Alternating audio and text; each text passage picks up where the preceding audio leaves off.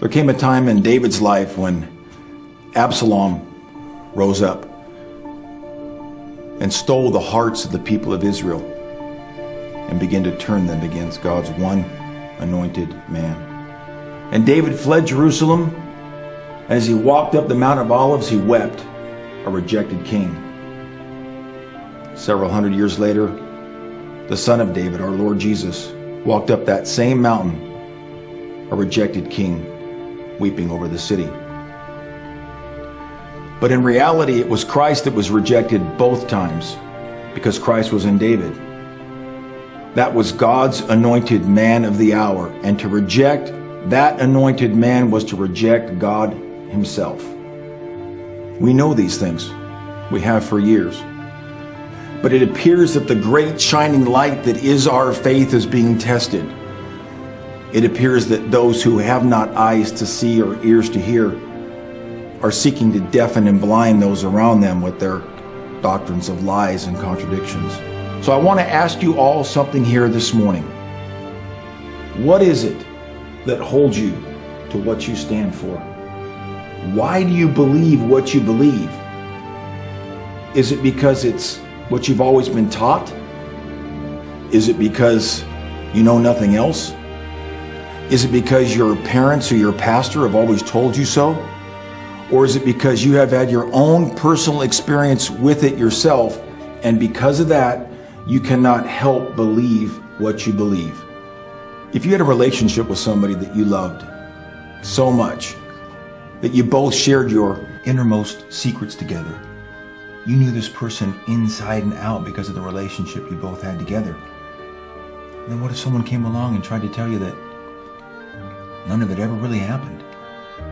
If you were no longer in that relationship, you should still have enough memories to know that it was real.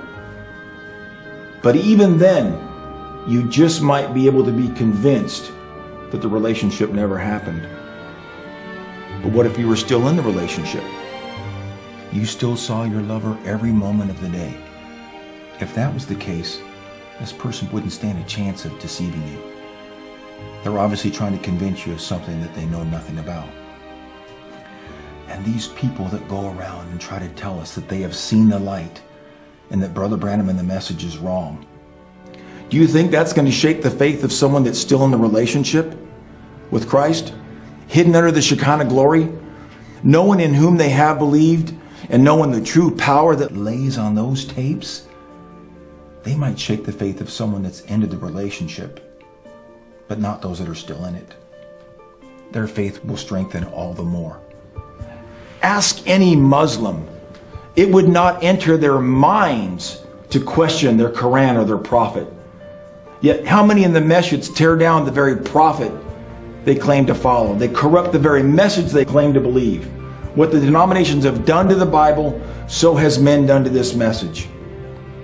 But now they have these groups coming out of the message and trying to pull everyone else along with them. What I'd like to ask them is this: what are you pulling the people to then? Where is the true Christ then? To wherever they would point me, I would ask this: how do you know? Furthermore, how should I know? Because you tell me so? Well, then I'm right back listening to a man again. So what they're saying is I shouldn't listen to Brother Branham, but I should listen to them. I can say to whatever they're preaching, how do they know? What sort of experience can you show me that I should listen to you? How are you any different from any other denominational idea out there or that's been out there for years? Can you answer the questions that this message has answered for me? What Christ can you point me to that's the same yesterday, today, and forever? Show me where this message failed to lift Christ up out of history like no denominational had a clue to do. Show me in any group or person that has made the Bible so real in this very day that we live in outside of William Branham. You haven't left the message for truth. You left the truth for denomination. That isn't anything to be proud of. Unbelievers have done that since Cain killed Abel.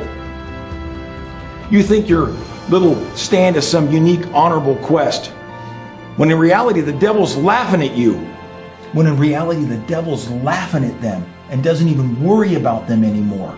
That's why they feel such freedom It's not godly liberty. It's cruise control to hell, because they've been marked a finished work of the devil. If someone truly found a truth that caused them to leave something else, they would spend their time promoting the great truth that they had just found.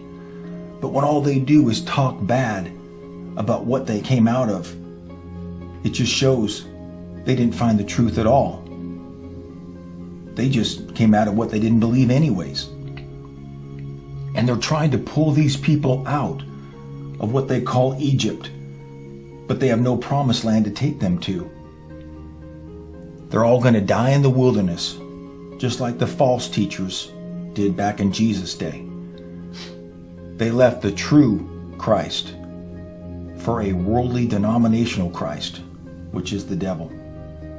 And I can say like the prophet said, their argument is thinner than the broth made out of the shadow of chicken that starved to death.